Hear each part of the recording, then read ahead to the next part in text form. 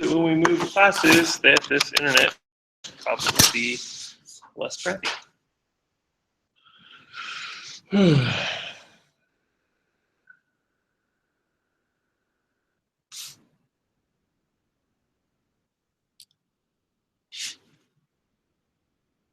Okay, adoring fans. The broadcast part 1 is intermittent. We'll look at it later. Should have had to build it with like tinfoil. I noticed you, when I mentioned a Faraday cage the other day, you lightened up. That would be really cool to have. I feel like I've been inside of a Faraday cage at an engineering place before. Like they used Faraday cages to build something. I don't remember what it was, but they had like very sensitive equipment that needed to be run inside a Faraday cage. And I think that it was just my imagination. Like it was like I knew I was in the Faraday cage, so I was making this up. But like I felt in that cage. Well, yeah. It was like a near perfect Faraday cage, then it's probably also blocking out else. Right. I just felt different to me. But I probably like given any given room, like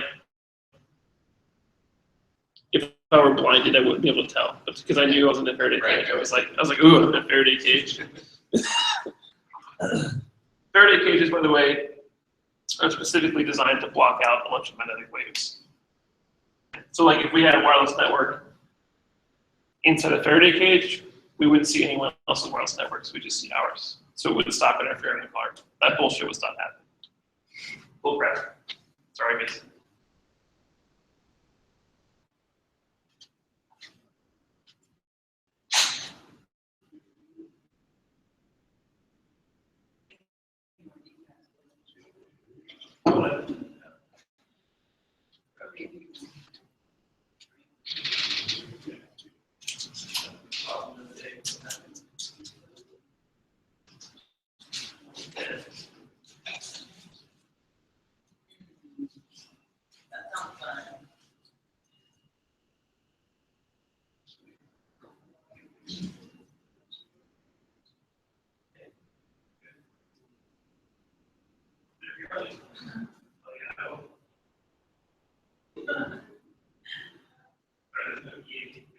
Really?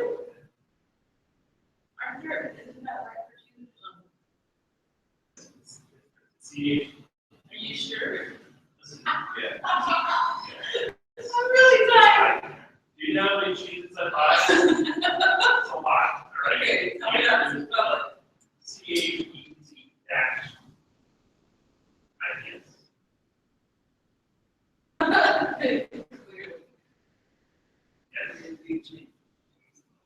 White rubber by the way.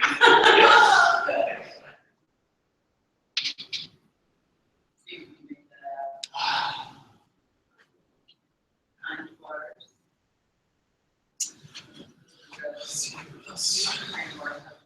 I started my job at Hawkeye as a marketing agency down the road. Like it was like a big step up for me. And it was like being a really big time tech shop. I got in there and built this product. So like day one, I did that SQL vulnerability. I was like, oh man, this is terrible. Yeah. Like right out of college. No, it was like the Colonial Life. The Colonial Life was like a lot of learning. Yeah. And then the second job after that, it's like, okay, now I'm like, got my big boy pants on and like do some work. Yeah, I had this, I was like, one of my colleagues had written and they were like, this bug, see like on GET requests, we talked about GET requests, how they shouldn't modify data. She was like adding and removing a lot of information on GET requests. A lot of problems. It's for EMF, polling for data store promotion. So when websites look like they have their crap together on the front end, that's kind of a farce. There's no real full appreciation for what's happening underneath or the process that would end up making the process look like it's happening smoothly. We talk about software engineering like it's actual engineering. engineering, but it's far different than engineering in the traditional sense. Yeah. Traditional sense is like very structured. Yeah, measure 100 times. Yeah. Once. Right. There's like patterns for doing everything. And there are patterns in software development for sure, but it's very, compared to actual engineering, it's very Wild Westy. Well, the cost of just like trying something is substantially less than it is. Like, to just try something with electrical engineering, you need to like print a circuit board. Yeah. You know, spend a bunch of time putting the circuit together. Right. Type a line, compile, that didn't work. So we can just do it again. Right. Yeah, that's kind of a thing. The writing software, there's no guarantee of the quality of the software. By the way, I watched every season of Silicon Valley this week. Oh, really? Nice. That makes me so happy. I'm so glad you did that. The first season, like, on my opinion, the first season of Silicon Valley is like one of the best seasons of TV ever. Yeah, I love Richard on that character, which is like that. I know people exactly like that. Like, not even, like, it's a perfect representation of him. And you know that guy who, doctor, remember the doctor? Andy Daly. Yeah. That is it? Well, that's his. That's his actor, yeah. Oh my god. Wait, I need to show that scene where he talks about the panic attack. Yeah. Oh god. So let's look at that now. We start class again. Just real quick.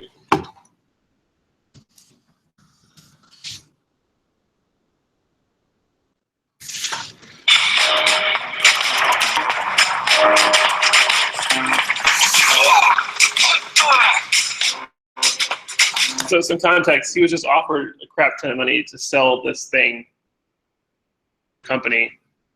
And it could be worth that much money, or it could be worth like billions if he does it himself. But he could lose everything. So he's got $10 million on the line right now that he's just been offered to give his dream away to somebody else. He has a panic attack. So, you will survive. It's just a garden variety panic attack. Welcome to Silicon Valley. We see people like you all the time. Really? Yes. Let's just have to make this decision by tomorrow. Yeah. You know, a while back, we had a guy here in almost the exact same situation. Take the money or keep the company.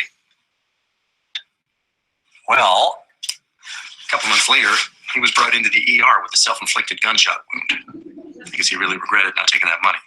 He shot himself because he turned down the money. Yeah. The money. Oh, no. No, he did not. You know what? I don't remember. But whatever it was, he regretted it so much that he ended up shooting himself. Now he's blind. He's blind. Yeah, just FYI, if you're ever going to shoot yourself, don't hold the gun up to your temple. Okay, got both of his optic nerves and then, half of his face. Then his wife left him because, yikes. He may have been a genius programmer, but not so much with human anatomy. Or decision making for that matter. Now he's got to live with all that and whatever terrible decision he made about the money. And what do I do if I feel another panic attack coming on? Would you be interested in a device that links up to your smartphone and it keeps track of your vitals and it tells you, even before it's happening, whether you're having a panic attack or an actual heart attack? That sounds great. You would, right? Okay. That's great news because it's still in prototype phase right now, but my startup partners and I are looking for investors like today. So will you please let me know, I'm going to give you my number, if you do end up taking that $10 million, because we could really make the world a better place. Oh! Oh, jeez.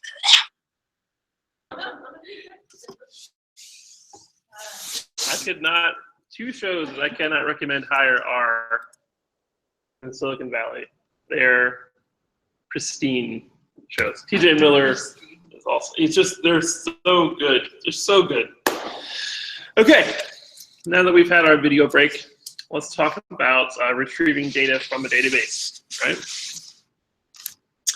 So let's copy this text here into our guy here. So we have select star from players is the prepared query that we're making. Notice that we don't have any parameterized queries here, no question marks, but it's still good practice to just get used to making parameter or prepared statements when you want to run SQL queries, because if you forget once, then you'll forget, right? you run execute query, it's going to return what's called a result set object. So if you think about it in your mind, it returns to you this list of data. And then each row is one of the rows that it returns. So like if there were 5 players, there would be 5 entry in your result set. Okay. So the name is stored in the name column, a string. So like this call here is going to say, hey, result set, for the current result we're looking at, it's stored in this name column. And then give me the double that's stored in the health column and the int that's stored in the score column. Okay, and it's going to do that while there are results to have. So if there's 5 results in our table, like 5 players, it's going to run 5 times. Okay. So let's rerun this. It's going to print out all the players that exist so far.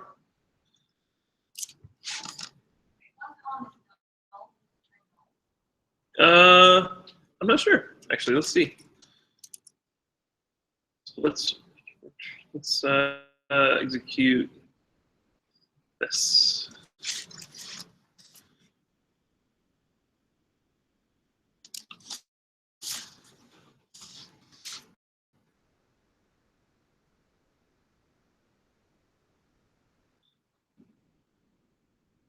Wait, what? Int.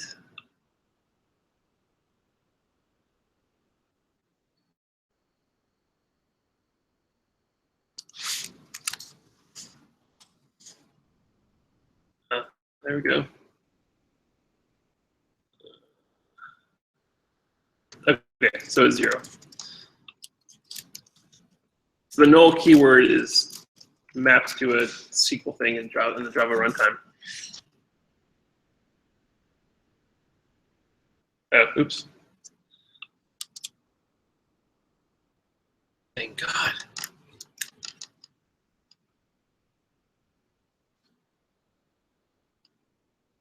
So yeah, it just it mapped to 0. It tried to insert nothing into this null parameter here, and it coerced it into 0. So it retrieved, here, if we look at the data itself here, it should say 0.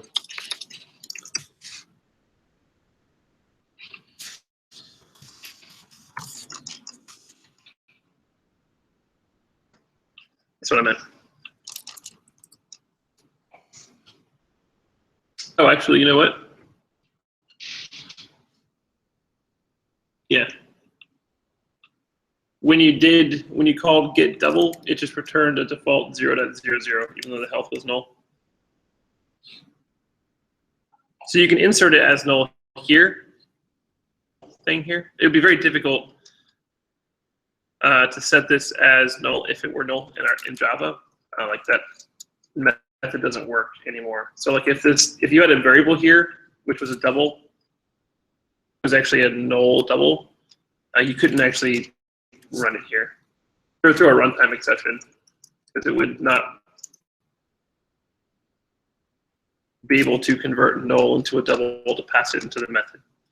So it would cause all sorts of problems. So you can insert doubles by doing, set null.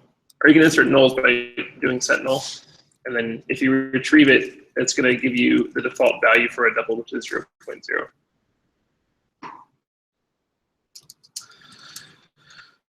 Okay.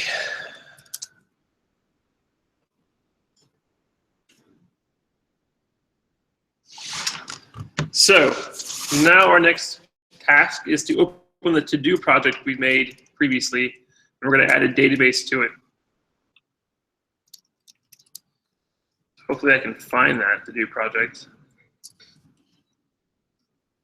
It's been some time now.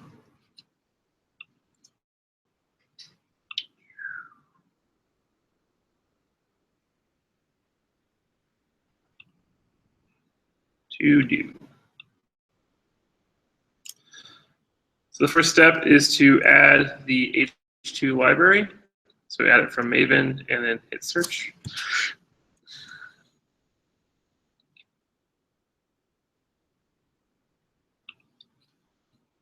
We're going to add it to our to-do module. Click OK. So now we see we have H2 in our libraries list over here.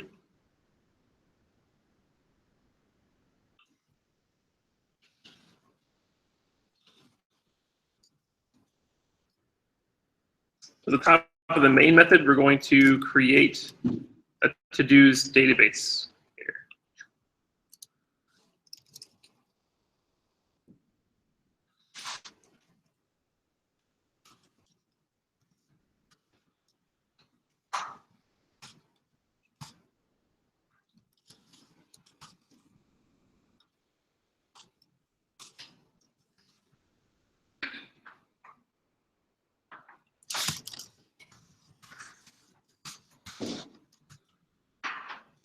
Because your run could throw exceptions, check the exception, and you have to specify that it throws it.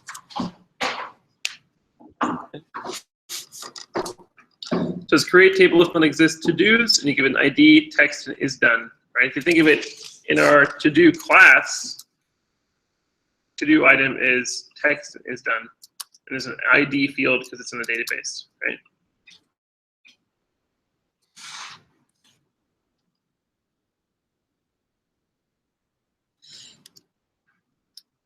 So do is create a method that inserts a to-do item in a database, right? So we'll make a static insert to-do method on the to-do item class. So let's add that here. Item, and we'll add a method here.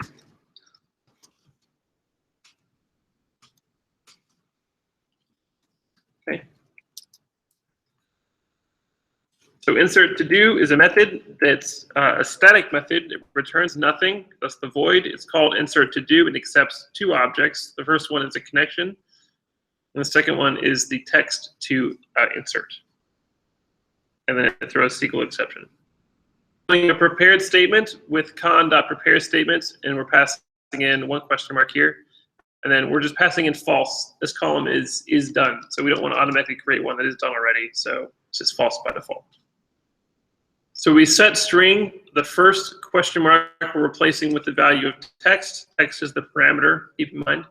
And then we're going to execute this statement against the database. And to insert into the to-dos tables these values, right? So the values are null, the to-do text, like take out the garbage, and false. So you haven't even taken out the garbage when you make it take out the garbage to do, right?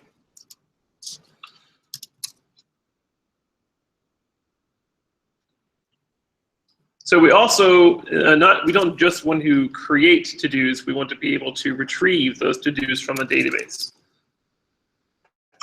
We also have a select to-dos.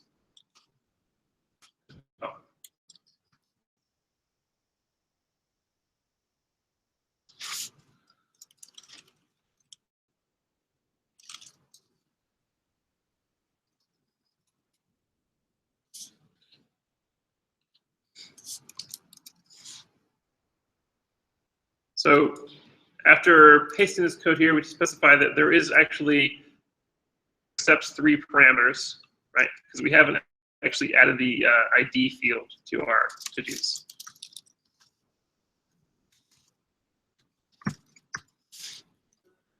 We're going to add that real quick. I'm going to add another constructor at the bottom of this list that has these 3 things.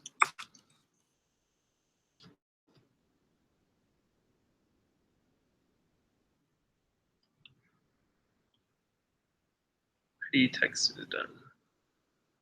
Sorry, these are swapped.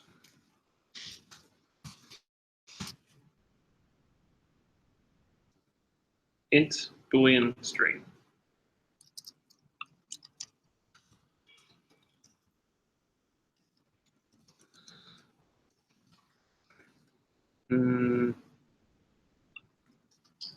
So keep it like that. String Boolean is done.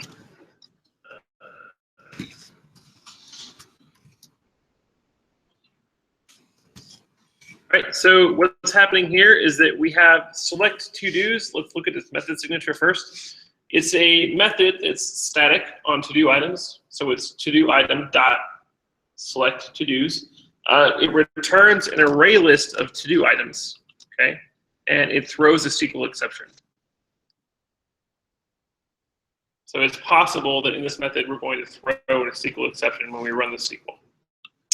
So in the body, we have an array list of to-do items. It's a new array list object. And then we're going to create a statement here. And then we're going to execute this SQL query, select star from to-dos. This is going to give us one row for each to-do that we have in our table, right? So while results.next, or while we have to-dos to process, we're going to get the column values from that to-do row. So the column values that are valid are ID, text, and is done, right?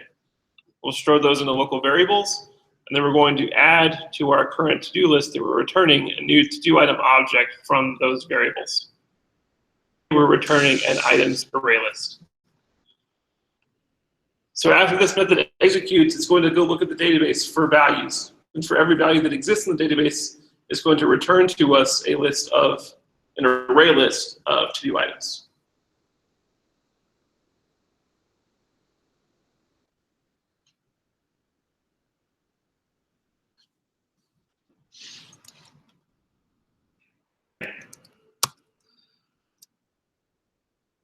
So finally, the last thing we're going to want to do is toggle whether or not a to-do is done or not. So if we look at the method signature here, to-do is a public static method. Again, it means it operates on the to-do item class, so it's to-do item dot toggle to-do. It accepts a connection on which to operate, an ID, which is the to-do to toggle, and it throws a SQL exception, indicating that this SQL execution could cause a problem, basically, right? So we're running a prepared statement here, and keep in mind the biggest differentiating factor between a prepared statement and an unprepared statement is that we're accepting variables, right? You always want to use a prepared statement if you're accepting variables. It's generally good practice to use a prepared statement all the time, just again, so you get used to it, but you have to do it when you accept variables. So the statement here is update to-dos, set is done equals not is done, where ID is question mark. So not is a keyword in the SQL language here. So basically we're inverting the value of the is done column to whatever it's not. So if it's true, it's going to be false, and if it's false, it's going to be true. Question mark. And then we're replacing the value question mark with the actual ID that we passed in. Then we're executing the command. So afterwards, it's going to have updated your with the opposite of whether or not it was done before. What is that one? This of the question mark in your prepared statement. So if you look up further, actually in our other example, there were lots of inserts. So like for every question mark that exists in your parameterized query, in your prepared statement rather, in your set commands, you have to tell which question mark basically you're targeting. And it's actually one index instead of 0 index. So that's a little strange. Okay. But yeah, start out with 1. Right.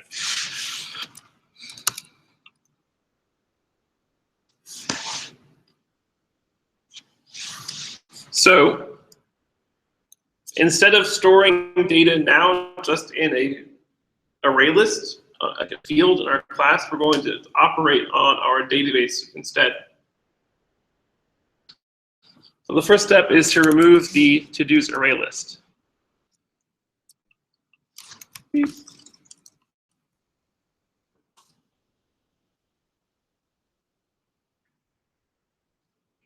Just copy all this guy here. We'll go over it in just a second. While true.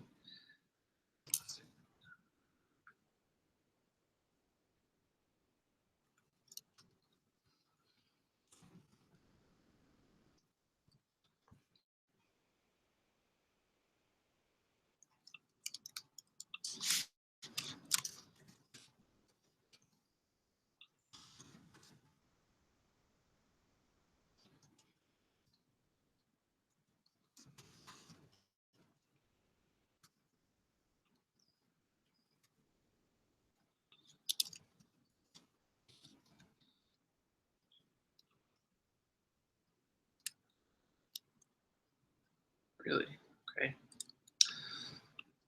So in our example code, we're not using getters and setters. So it's going to tie up this code with the getters and setters for these various fields. So we have private boolean is done, done is set done. So is done the text.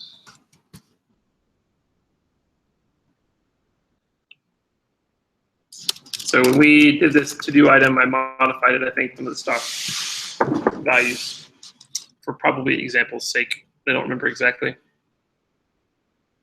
So starting on line 15, this is our main method. So the first thing we're going to do is initialize our H2 database by running server.createWebServer and start. Make a new connection. We're going to use our driver manager class to get a connection at this connection URL. So this JDBC : specifies that this is a Java database connection. The H2 specifies that this is an H2 database, and the /main is a location of the database. Server is looking for connections over the JDBC : H2 protocol. So it's looking for connections on that, basically, that are labeled as JDBC H2. Then we're building a statement, and then we're executing that statement. That statement is create table if it doesn't exist to-dos, and it gives you a series of columns that describe a to-do. So the columns we have here are an ID column and an is done column. And we have a scanner, system.in, right? We read from the input. And then we're going to do we have options. We're going to create a to-do item. We're going to toggle to-do items or list the to-do items. We read in the selection from the input. If that equals 1, then we're going to enter in the to-do item text. So we're going to read in text from the next line, and then we're going to call the insert to-do here to insert this to-do text into this connection here. Right? So otherwise, if the option we selected is 2, then we're going to toggle this one, right? So we need to select which one to toggle. So we read in another line of text, and we're going to convert that to an integer. So this is the number of the to-do that we want to toggle of scanner.next line. So this is the number that we want to toggle. So we pass that number into this connection. So this method here. So this method takes in a connection and then a number, and we're going to toggle this number in the database. Right?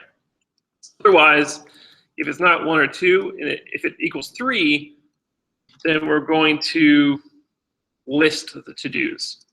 So to do so, for now, we have this for loop that iterates over all the items, and we have this checkbox. This is before we went over string.format, by the way. So this is the reason why we're doing this. So if it is done, we're going to reset checkbox to this X here.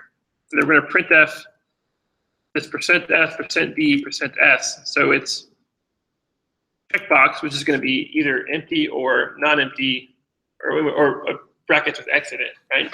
The second thing is the ID of the to-do, and the third thing is the text of the to-do. So this will show you a list of, right? And else, otherwise, we have, if we've selected something that's not 1 or 2 or 3, we're going to say it's an invalid option in a loop, right? And there's no condition where we break out of this loop, so we have to just forcefully close the application. Okay? But you see up here at the beginning of this, we're selecting to-dos from the database. So if every time we're listing our to-dos, they come straight from the database and not from memory anywhere. So everything we're doing here comes straight from the database. So let's run this. So we're going to create a to-do item. Take out the garbage. To-do items. Take out the garbage, right? It's one of them. Another one called wash the dogs, right? In the list, we have take out the garbage and wash the dogs, right? So we'll toggle. We're gonna toggle number 1. and listed again, you'll see that number 1 is X'd, the second one is not X'd. Okay. If we want to, we can take a look at how this looks like in the database. We have to refresh this. So we have a to-dos database or table here. Select star from to-dos.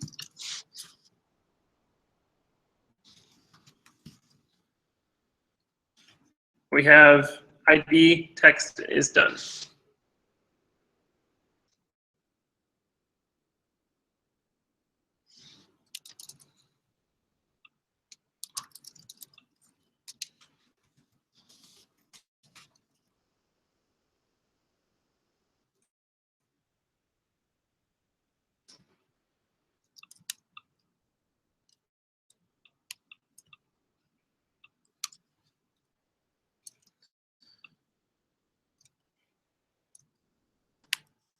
Take a look. Wraps up our lesson. But one thing I want to point out real quick is that I think you can attach it here. No, it's by default it's file based. I deleted it all. So let's refresh this. My to-do item is take out the garbage item. If we rerun this, it should still be there because it's persisted on the file system. Yeah, so we have 1 take out the garbage. See that? And the database stored and persisted that information. We toggle number 1 and list it again. It says take out the garbage. So we create a new one called like wash the dogs. List them again. That one's not taken up. So toggle number 2 and list them again. Now they're both done. Toggle number 1 again. Toggle number 2 again. List them again. Now they're both non-done. Okay. Time we run this application is going to get the data from the database instead of being in memory. This looks like.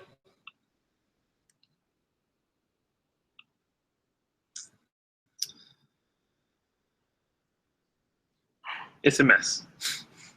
It's not meant for human eyes. It's not. So we're trying to load this as text to be displayed as text. So the values it has in its file show up all garbagey when you try to load it as text. But you can see some of it here. So you can see I put in take out the garbage and wash the dogs. When I was a kid, I tried to open up my Indiana Jones game. No, it was Oregon Trail. I saved game file in a text editor, and I saw where it had the text values. I just tried to change the text in the game, and it just failed miserably.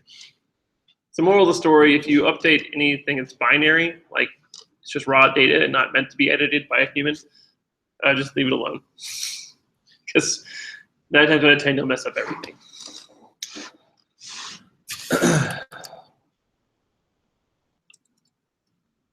All right, so one final thing. I'm going to add all these files to our repository, and keep in mind we're still in adding database work branch. So we're going to commit M, adding more database stuff. Okay, so if we look at git log, we can see I'm going to show git 525a. Java files. So we added a lot of stuff here. Execute statements and prepared statements and stuff like that. Okay, say we want to push this to GitHub. We've committed it to our separate branch, the adding database work branch. So let's just git push.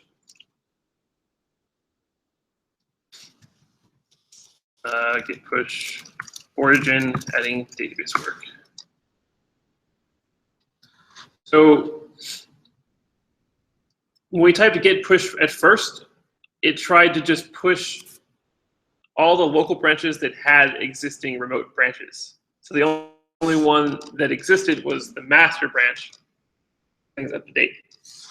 But so what we had to specify was that we want to push to our origin, which is our remote repository database work branch.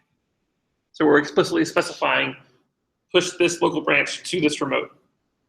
Okay. And in doing so, the Git system creates a new branch on the remote. It's called adding database work.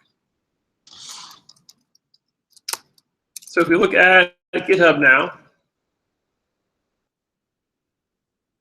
it says your recently pushed branches adding database work 1 minute ago.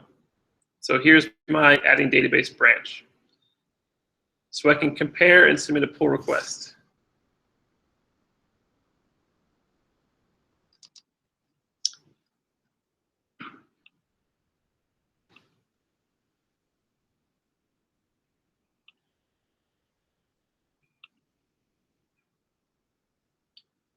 So what we want to do is merge our adding database work with the Java SQL homework master branch.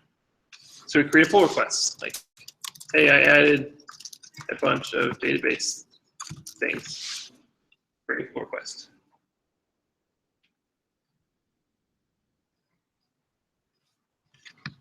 So what's going to happen is that when you submit your code and your assignments, I want, from now on, the URL of the pull request that you sent me. Like when you open up a new pull request, it's going to be this page right here. Just go ahead, instead of just being the URL of the repository, I want this URL instead. Okay.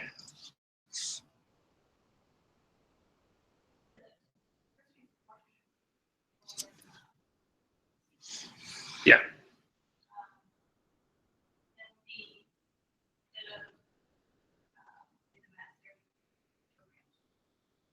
Yeah.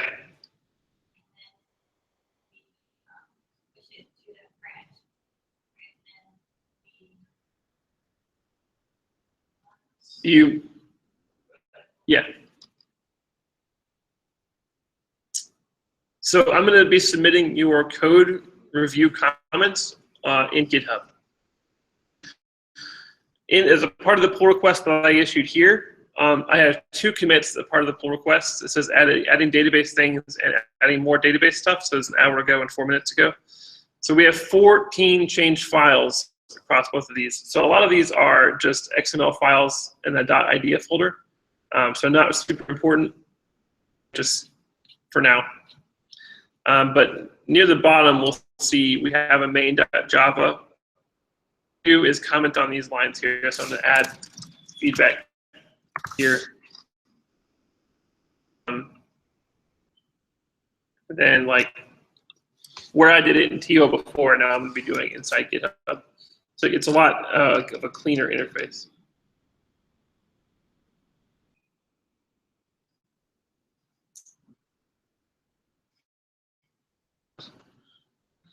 So yeah, adding feedback here.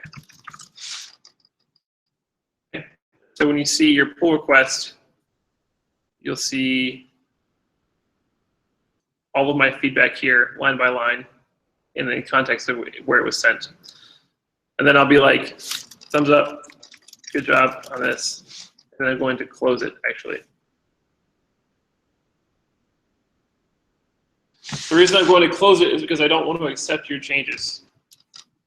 But I do want to give you feedback. So in TO, I'll be like, complete and satisfactory, and then I'll be like, see comments in GitHub, and then you'll look at this pull request and see all the information. In a normal workflow process, I would have adopted your changes into my repository. But we're not doing that today.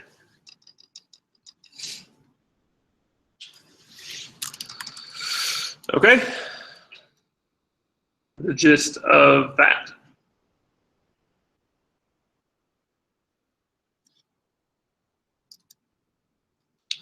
Are there any questions about anything we talked about today? So how do we fork it? Like, are you gonna send us like a link to what you make, Yeah, so and then we hub and fork it from there? you will go to the repository that you wanted to fork, Okay. So in this case, it would be the SQL homework repository. So up until now, I haven't had any restrictions on repositories or what you name them, or even like if you make a new repository for a continuation of an assignment, right? It's all been up to you. But now what I'm saying is that there's going to be a repository on the TIY Charlotte Java organization. You're going to have to clone that repository and work on it locally and just submit the changes you need to submit a pull request.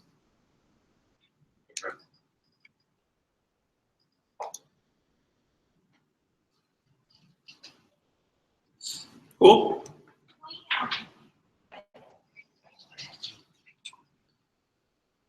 Yeah, so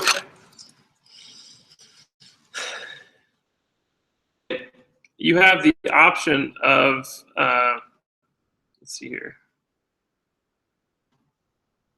So once you fork it, this is the repository, my local arrangement repository here, forked from TIY Charlotte SQL homework. Getting a new branch here. It'd be like test branch.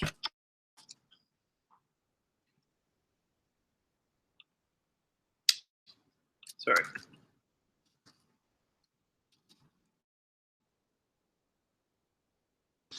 So we have test branch here on the remote, and then I could clone it. You do, if you want to, if it's easier for you to reason about. But you could also create that same branch locally by doing git checkout -b test -branch. So this is shorthand for two commands. We have git checkout test branch, test branch. Test branch, we're making a new branch called test branch. We type git branch, we'll see that we have 3 branches now locally. We have adding database work, master, and test branch. So to switch branches, we go git checkout branch name. In this case, it's test branch. So now we're on the test branch, right? That's how you create one, or just switch it. Switch it. So git branch test branch and then git checkout test branch are 2 commands that can be squished into one command with git checkout -b test branch. Does both operations. So git checkout -b. Yeah, in one switch command. It's like make a new branch and switch to it. Because a lot of the time, that's what you're going to want to do. Is the reason why you want to make a branch is because you want to work on that branch. So they're like, why do we have this as 2 commands?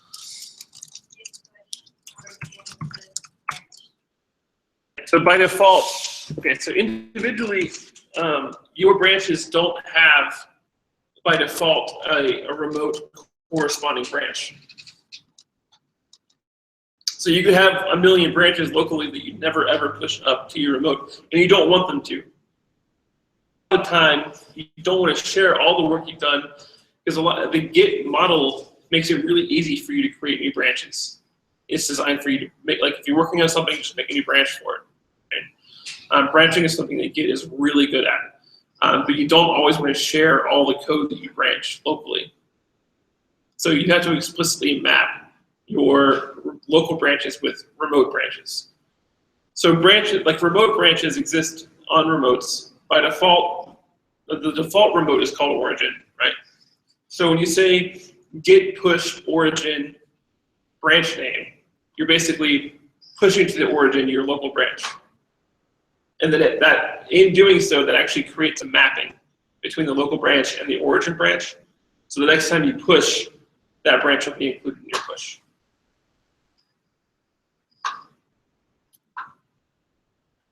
Cool. Cool.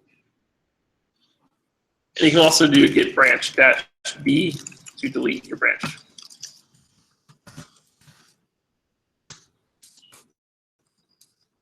Since I made test branch locally, I can do git fetch. So it made it added a, well,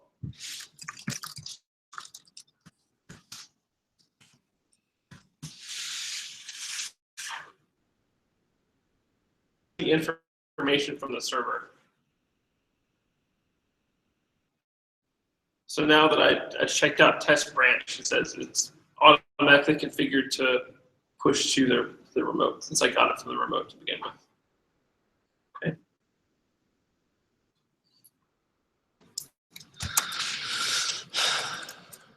Okay, so I get branch dash D test branch. Actually, I need to check out master first. Get branch dash D test branch.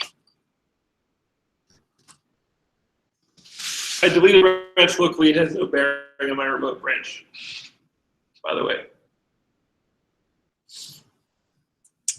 Okay.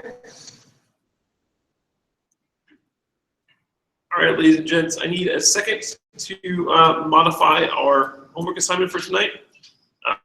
I need to include the URL basically for the repository and a couple of the things I need to change. So that's it for lecture today. Let's, I guess, if you want to just take another break for about 10 minutes, I should have the assignment ready around noon, and we can review it then.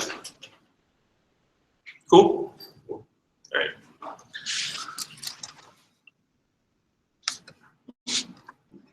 Okay, Adoring fans, have a nice day.